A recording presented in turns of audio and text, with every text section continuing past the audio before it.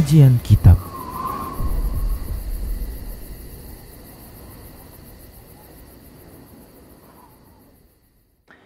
Bismillah, assalamualaikum warahmatullahi wabarakatuh.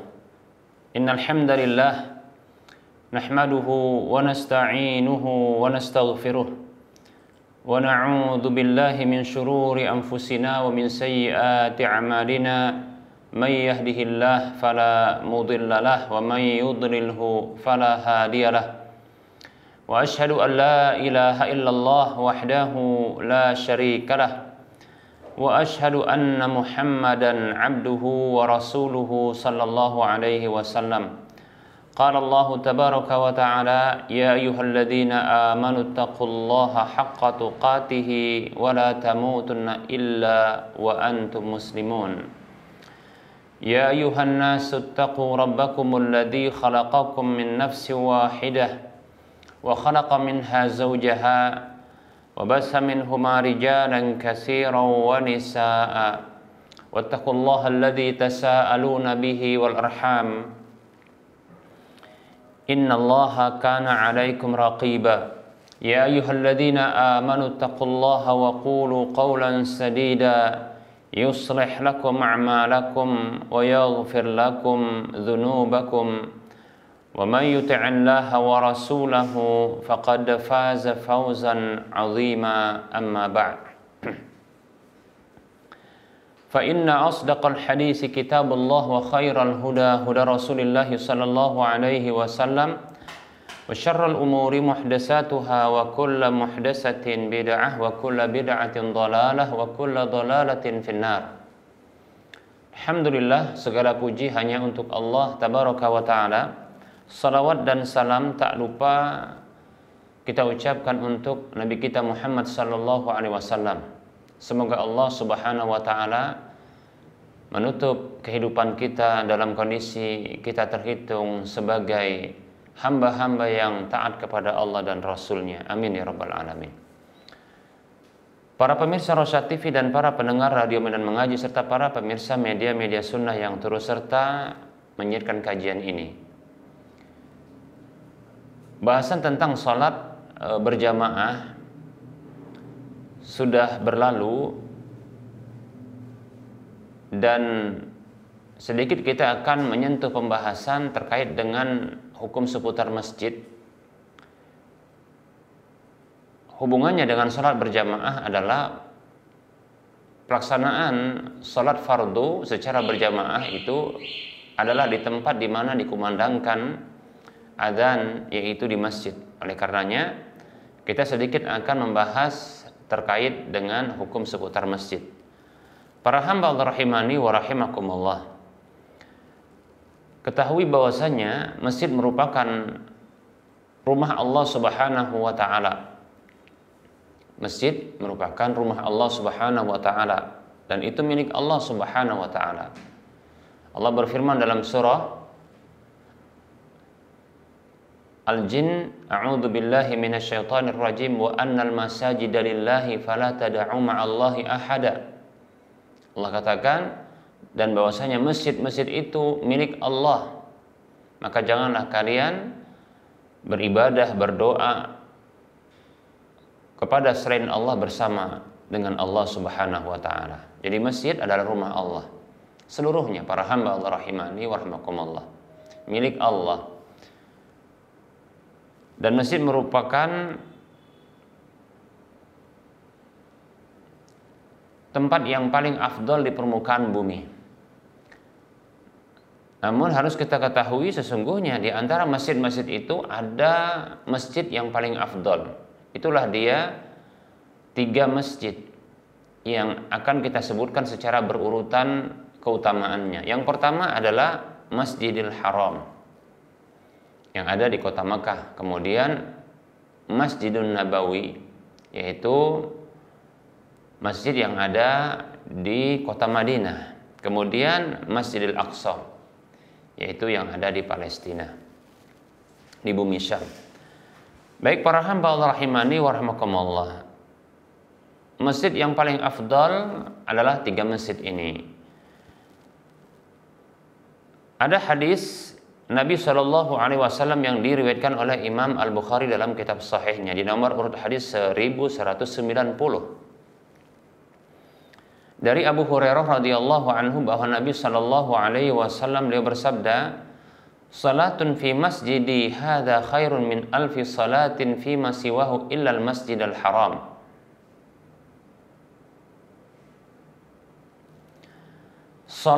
Satu salat di masjidku ini lebih baik daripada 1000 kali salat di masjid-masjid selainnya,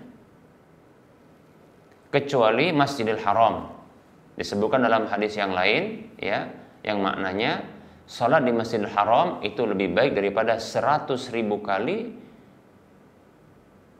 dibandingkan ya salat di masjid yang lain. Baik para hamba Allah rahimani wa rahmakumullah. Nah, ini motivasi yang besar bagi kita ya untuk berkunjung ke masjid-masjid ini. Dalam hadis yang lain lagi disebutkan bahwasanya sholat di Masjidil Aqsa itu 500 lebih baik, ya, 500 lebih afdal 500 kali sholat ketimbang di masjid yang lain. Demikian.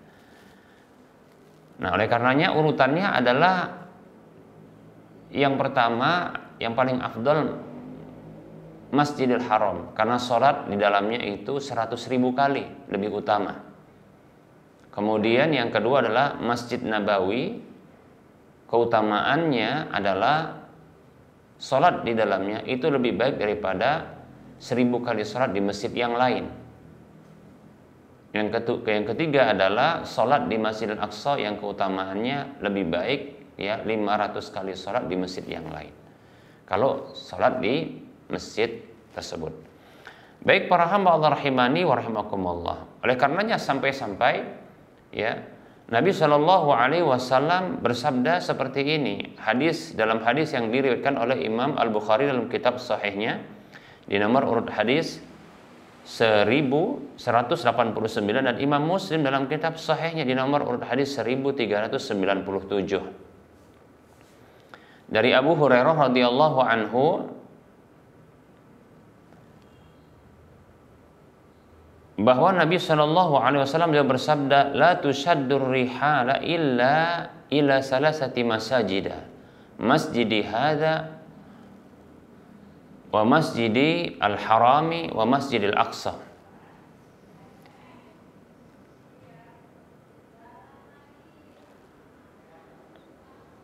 Tidaklah diikat dengan kencang tali-tali dan kendaraan itu untuk bersafar kecuali ke 3 masjid. Masjidku ini, kata Nabi, Masjidil Haram dan Masjidil Aqsa. Baik para hamba Allah rahimani wa rahmakumullah, sampai demikian keutamaan dari masjid ini. Jangan sampai kita melakukan ya perjalanan yang besar untuk melakukan kegiatan-kegiatan ibadah kecuali ke 3 masjid ini, karena begitu besarnya pahalanya, karena begitu ya besarnya keutamaannya. Demikian. Baik para hamba Allah rahimani wa rahimakumullah. Masjid seperti yang kita sudah sampaikan merupakan rumah Allah Subhanahu wa taala dan merupakan sesuatu tempat yang paling afdol di permukaan bumi ini. Sehingga Allah Subhanahu wa taala mewahyukan lewat lisan Rasulullah sallallahu alaihi wasallam motivasi untuk membangun masjid. Dalam hadis yang diriwayatkan oleh Imam Al Bukhari dalam kitab Sahihnya di nomor urut hadis 4500, demikian pula Imam Muslim dalam kitab Sahihnya di nomor urut hadis 533, dari Utsman ibnu Affan radhiyallahu anhu bahwa Nabi sallallahu alaihi wasallam beliau bersabda, "Man bana lillahi masjidan yabtaghi bihi wajhallahi banallahu lahu baitan fil jannati." Siapa saja membangun karena Allah, membangun sebuah masjid karena Allah yang ia dengannya mengharapkan wajah Allah, maka Allah bangun untuknya sebuah rumah di surga. Masya Allah ya. Bahkan dalam hadis yang lain disebutkan, maksudnya dalam redaksi yang lain disebutkan, ya siapa saja membangun sebuah rumah, siapa saja membangun ya sebuah masjid karena Allah, walaupun hanya sebesar sangkar burung, maka Allah akan bangun ya sebuah rumah di surga untuknya. Demikian. Baik para hamba Allah rahimani wa rahimakumullah. Hanya saja ya, ketika kita dimotivasi untuk membangun masjid, maka hendaknya kita menjauhi tindakan ya merias dan menghias masjid itu. Berlebihan di dalam ya pembangunannya sampai megah melebihi dari kebutuhannya. Sampai kita lihat ya masjid-masjid itu dibangun sampai miliaran. Padahal ya sebenarnya untuk jumlah dan kapasitas yang akan menampung warga sekitar itu sudah cukup ya, mungkin dengan sekitar ya 1 miliar. Namun ini sampai 2 sampai 3 miliar. Ya. Apa yang menyebabkan menjadi mahalnya ya anggaran biaya pembangunan masjid ini? Ternyata dibangun menara yang besar yang kurang manfaat ya. Padahal ya kalau seandainya menara ini digabungkan ke masjid lalu tinggal ditambahkan dan dibuat secukupnya, karena tidak ada keperluan kecuali hanya untuk meninggikan ya pengeras suara sehingga sampai. Jadi tidak perlu untuk menara-menara yang begitu megah dan tinggi. Terkadang itu kosong melompong, tidak ada manfaatnya. Demikian ya. Begitu juga terkadang hiasan-hiasan yang begitu mahal ya yang ada menghiasi dalam masjid. Nah, seperti itu. Ini terkadang yang bikin mahal. Begitu juga besarnya kubah untuk megahnya masjid tersebut. Padahal para hamba Allah, kubah itu ya sebenarnya tidak perlu besar-besar. Yang jelas untuk menambah untuk menjadi ciri khas itu disebut dengan masjid tidak perlu harus dengan kubah. Ya, mungkin pernah lihat Masjid Demak yang sederhana ya seperti itu. Nah, kemudian ada lambang bintang sabitnya ya, bulan sabitnya di situ ya. Nah, itu sudah cukup sebenarnya. Tidak perlu bermegah-megah ya menghabiskan miliaran. Yang sangat disayangkan masjid begitu megah ternyata orang di sekitar miskin, warga di sekitar miskin. Ya, kelaparan. Ya, demikian. Nah, ini kurang tepat ya para hamba Allah rahimani wa rahimakumullah.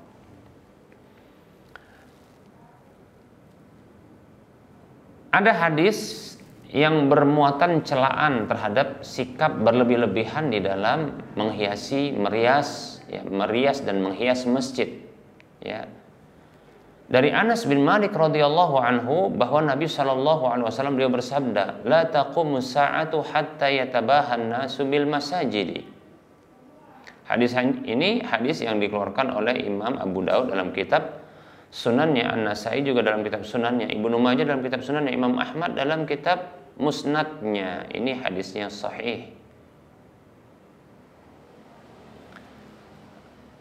Kata Nabi SAW yang artinya tidak akan terjadi kiamat sampai orang-orang ya berbangga-bangga dengan masjid. Ya, berbangga-bangga dengan masjid. Ya, kita lihat kan banyak orang berbangga-bangga dengan masjid. Ya. Satu panitia masjid itu bangga karena bisa membangun, telah berhasil membangun masjid. Itu bangga. Jadi kebanggaan. Dianggap sebagai bentuk karya cipta peninggalan seseorang. Nanti dia disebut-sebut. Nah, ini kurang ikhlas yang seperti ini. Ya. Nah, ini bentuk juga kadang hizbiyah yang memicu munculnya perselisihan dan perseteruan. Panitia pembangunan masjid yang satu dengan yang lain berlomba-lomba. Sampai mungkin begini, ya mereka kira mereka saja yang bisa, kami pun bisa. Lihat seperti itu. Lalu ketika sudah lihat kami ini juga ya bisa seperti ini, lihat kami mampu membangun ini dan itu dengan dana miliaran, nah, seperti itu. Ya, membanggakan dengan apa yang ada padanya. Ya, kullu hizbin bima ladaihim farihun. Kullu hizbin bima ladaihim farihun. Setiap ya kelompok itu membanggakan dengan apa yang ada pada mereka.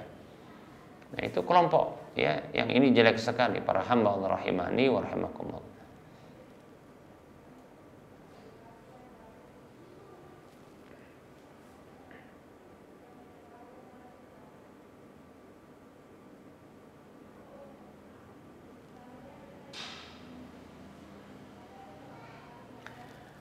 Baik para hamba Allah rahimani warahmatullah, demikian pula ada riwayat hadis yang dikeluarkan oleh Imam Abu Daud dalam kitab sunannya, Ibnu Hibban dalam kitab sahihnya, Al-Baihaqi dan Abu Ya'la serta Abdul Razak. Ini hadisnya sahih. Dari Ibnu Abbas radhiyallahu anhuma bahwasanya Nabi sallallahu alaihi wasallam bersabda, "Ma umirtu bitasyidil masajid." Kata Nabi sallallahu alaihi wasallam, aku tidaklah diperintah untuk berlebih-lebihan di dalam meninggikan bangunan masjid-masjid. Ibnu Abbas radhiyallahu anhuma mengatakan, "Atuzakhrafanha kama zakhrafatil yahudu wan nasara." Benar-benar kalian akan menghiasi masjid-masjid itu sebagaimana orang-orang Yahudi dan Nasrani menghiasi rumah ibadah mereka. Lihat itu. Ya, jadi ternyata ya, menghias, merias masjid itu kebiasaan orang Yahudi dan Nasrani yang kita benci dengan mereka. Ya. Allah katakan, a'udzu billahi minasyaitonir rajim wa lan tarda 'ankal yahudu wa lan nasara hatta tattabi'a millatahum. Sekali-kali orang-orang Yahudi dan Nasrani tidak akan pernah ridho terhadap kalian sampai kalian itu mengikuti kebiasaan millah ya mereka, kebiasaan ibadah mereka, kebiasaan mereka ibadah mereka. Demikian. Baik para hamba Allah rahimani wa rahimakumullah.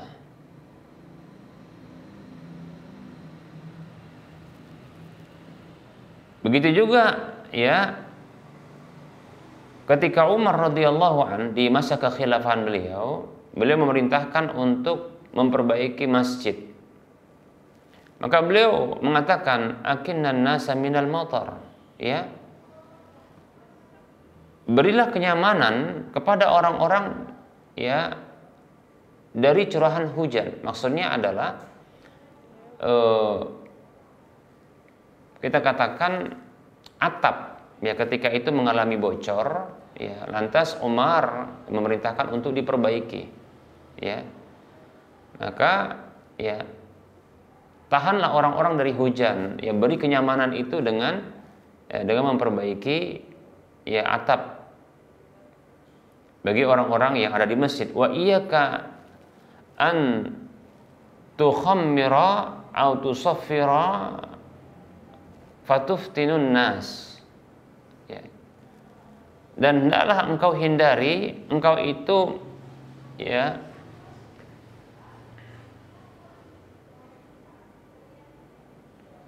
menghiasi dengan warna-warni masjid tersebut, lalu dengan seperti itu engkau memfitnah orang-orang. Memfitnah itu maksudnya adalah menjadikan orang itu teruji, menjadikan orang itu terpana, takjub, demikian. Maksudnya adalah Umar radhiyallahu an ketika di masa pemerintahan beliau, ketika melakukan perbaikan Masjid Nabawi, ya, beliau itu memerintahkan hanya untuk memberikan kenyamanan kepada orang-orang yang beribadah di masjid dengan cara ya menghalangi hujan untuk merembes masuk ke dalam masjid dengan memperbaiki ya sistem talangnya, demikian pula atapnya, demikian ya. Dan beliau ya melarang, mewanti-wanti ya tukang yang memperbaiki masjid tersebut ya, atau pemerintah daerah, gubernur ketika itu ya yang mengurusi pembangunan Masjid Nabawi itu ya untuk ya menghindari ya memberikan warna-warni, mengecat ya masjid ketika itu. Kenapa? Warna-warni dalam masjid ini akan mengalihkan pandangan manusia kepadanya, yang kemudian mereka ini tak lagi menjadi khusyuk untuk beribadah kepada Allah Subhanahu wa taala. Yang ada hanya kagum dan kagum dengan bentuk masjid. Namun mereka ya yang ada ya tidak khusyuk lagi terhadap sholat mereka, atau tidak lagi khusyuk di dalam sholat mereka karena sibuk contohnya ketika sholat mengarahkan pandangan bukan ke tempat sujud tapi malah ya ke dinding-dinding masjid, ya begitu juga mungkin tembok-tembok masjid, ya tiang-tiang masjid yang mungkin begitu mewahnya, lantas mereka tidak khusyuk lagi dalam sholatnya. Nah itu maksud dari Umar yang mengatakan sehingga engkau menimbulkan fitnah bagi orang-orang ketika itu, ketika memberikan warna-warni. Nah seperti itu, ya. Nah, namun kalau bila kita ingin mengambil faedah dari pernyataan Umar ini, sebenarnya beliau itu ya tidak melarang untuk membuat nyaman.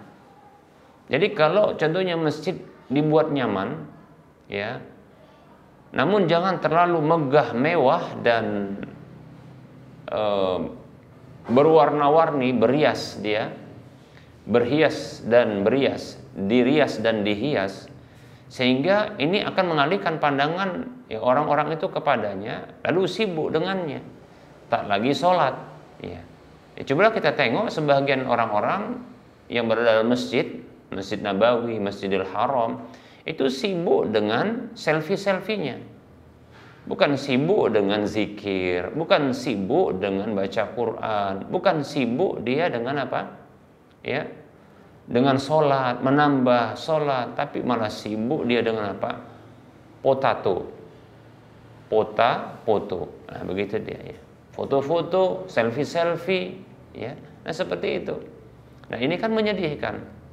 Ya. Malah dengan seperti itu dia bisa membatalkan amalan yang sedang dilakukan.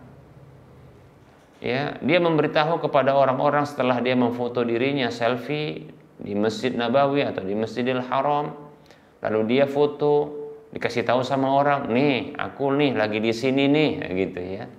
Nah, di tempat yang cantik ya, di posisi yang indah ketika itu. Nah, ini masalah yang seperti ini. Lihat itu, itulah fitnah, itulah perkataan Umar. Dan itulah maksud ya mengapa Nabi Shallallahu Alaihi Wasallam ya menyatakan bahwasanya aku tidak diperintah untuk menghiasi masjid, ya, berlebihan di dalam membangun masjid, karena itu bisa membuat orang itu terganggu keikhlasannya, terfitnah dia. Terfitnah itu maksudnya dia mendapatkan ya ujian yang berat bagi hal tersebut pada dirinya, keikhlasan. Nah, seperti itu, ya. Baik para hamba Allah rahimani wa rahimakumullah. Kenapa? Karena mengabadikan momen dan dia pengen di momen itu, ya, seperti itu. Padahal itu momen ibadah, momen sedang dalam kondisi ibadah, lalu ditunjukkan kepada orang. Lah ini kan peluang untuk jatuh kepada riya. Riya itu pembatal amal, ya. Baik para hamba Allah rahimani wa rahimakumullah. Nah, makanya kita berhati-hati dari melakukan tindakan seperti ini. Baik para hamba Allah rahimani wa rahimakumullah.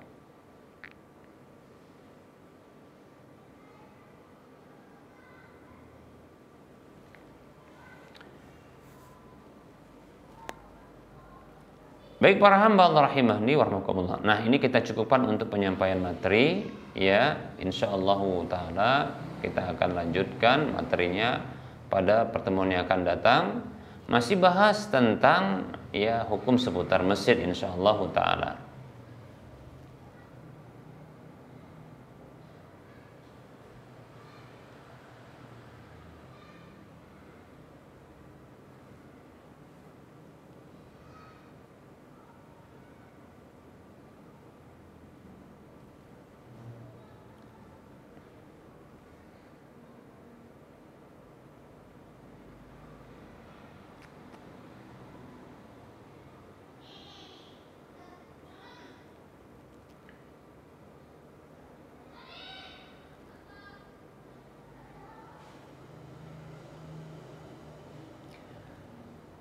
Ada pertanyaan. Bismillah, assalamualaikum warahmatullah. Afan Ustaz izin mau bertanya. Alhamdulillah Ustaz, anak saya sudah berumur 8 bulan lebih. qadarullah lagi sakit demam berdarah.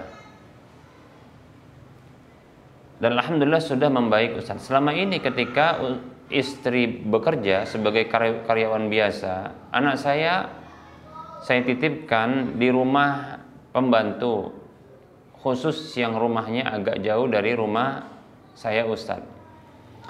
Saya amati anak saya kena demam berdarahnya di rumah tersebut. Setiap diambil pasti ada bekas gigitan nyamuk, dan juga kondisi rumah dan lingkungannya tidak mendukung Ustaz. Saya sering bertengkar dengan istri gara-gara masalah asuh anak Ustaz. Saya cuma minta istri berhenti kerja dan fokus merawat anak. Istri menolak dan kedua mertua juga menolak Ustaz. Padahal kedua mertuanya rumahnya sangat jauh dari kita. Saya bingung Ustaz, istri lebih taat dan patuh kepada kedua orang tuanya daripada kepada saya. Padahal setiap hari lisan ini tak pernah berhenti untuk berdoa kebaikan untuk istri saya Ustaz. Dan juga meyakinkan kedua mertua kalau saya bisa menafkahi. Alhamdulillah saya lulus PPK Ustaz. PPK itu ya. Qadarullah mereka menolak dan tetap ingin anaknya kerja Ustaz. Terkadang tersirat dalam hati ini ingin cerai. Na'udzubillah min dzalik, dan mencari istri yang lain. Bagus nambah, jangan ya mencari istri yang lain. Ya. Yang berharap taat sama suami. Gimana Ustaz solusi permasalahan anak ini Ustaz? Jazakallahu khairan atas jawabannya.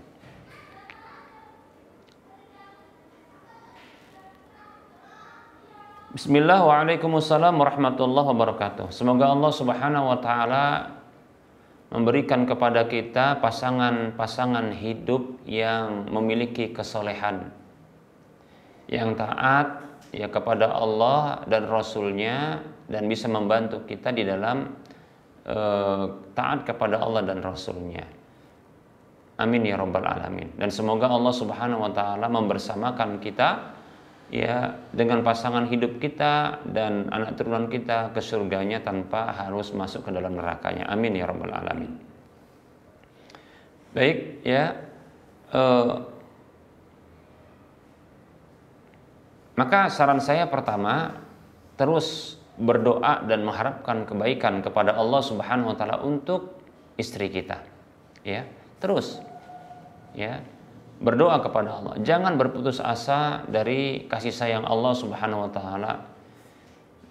Mudah-mudahan ya kalau kita sabar ya dan terus berdoa, insyaallah ta'ala ya kita akan dibantu oleh Allah subhanahu wa ta'ala. Allah berfirman dalam surah Al-Baqarah, a'udzu billahi minasyaitonir rajim, wasta'inu bis sabri was salah wa innaha lakabiratun illa 'alal khashi'in. Mohonlah pertolongan kepada Allah dengan sabar dan sholat. Sabar dulu, kemudian sholat. Sholat itu berdoa nantinya ya. Sesungguhnya itu berat kecuali bagi orang-orang yang khusyuk. Demikian. Terus ya, kita sabar ya dan sholat ya, berdoa kepada Allah, karena sholat itu bisa maknanya adalah doa. Jangan putus asa, terus minta ya, karena bisa jadi sebentar lagi kita hanya diuji oleh Allah subhanahu wa ta'ala ya, mau nggak bersabar kita, demikian ya. Nah ini ya, dan sabar ya terhadap hal-hal yang jelek dari istri, sabar kita ya. Kita dituntut untuk melihat kelebihan, bukan melihat kekurangan. Sebenarnya ini berlaku bagi masing-masing pihak terhadap pasangannya, yaitu melihat kelebihan bukan melihat kekurangan. Bila kita mendapati pada pasangan hidup kita kekurangan ya pada dirinya, baik itu pada fisiknya maupun pada sikapnya ya atau ucapannya, maka kita disyariatkan untuk melihat kelebihannya ya yang ada pada dirinya.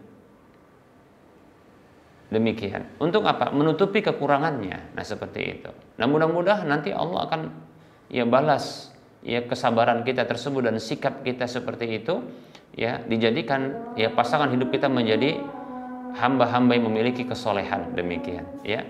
Nabi SAW beliau bersabda, la yafraku mu'minun mu'minatan in kariha minha khuluqan radiya minha akhar. Hadis riwayat Muslim. Kata Nabi Shallallahu Alaihi Wasallam, apabila ya janganlah ada seorang laki-laki beriman, itu seorang suami yang beriman, itu membenci istrinya yang beriman. Kalau memiliki sama-sama keimanan, ya jangan benci istrinya yang memiliki keimanan. Apabila dia tak suka dengan salah satu kekurangan atau karakternya, maka dia bisa ridho dengan yang lainnya. Maksudnya ridho dengan akhlak yang lainnya. Nah seperti itu. Atau sesuatu kelebihan yang ada padanya, maka lihatlah kelebihannya, cari kelebihannya, jangan lihat kekurangannya. Nah seperti itu ya. Nah ini sesungguhnya adalah solusi dari Nabi Shallallahu Alaihi Wasallam. Nah, lakukan seperti itu dan bersabar dulu. Nanti ada masanya dia berubah ya, dengan izin Allah ya, lewat doa-doa kita insyaallah taala. Wallahu taala a'lam. Wa anta fajazakallahu khairan. Baik, barangkali ini saja yang bisa kita sampaikan karena sudah masuk waktu salat zuhur untuk wilayah Medan dan sekitarnya. Mohon maaf atas segala kekurangan ya. Sebelum kita mengakhiri perjumpaan, seperti biasa kita berikan motivasi untuk berdonasi ya di dalam pembangunan Masjid Al-Muwahhidin. Silakan transfer ke nomor rekening Bank Syariah Indonesia di nomor 7127485555 atas nama Yayasan Lajnah Dakwah Medan Kulibang 451. Untuk info lanjutan Anda bisa melihat ya di layar kaca Anda. Semoga Anda termotivasi dan semoga bermanfaat. Mohon maaf atas segala kekurangan. Kita ketemu lagi di lain kesempatan. Wassallallahu ala Muhammad wa ala alihi wa ashabihi ajma'in. Subhanakallahumma wa bihamdika asyhadu an la ilaha illa anta astaghfiruka wa atubu ilaika walhamdulillahirabbil alamin. Wassalamualaikum warahmatullahi wabarakatuh.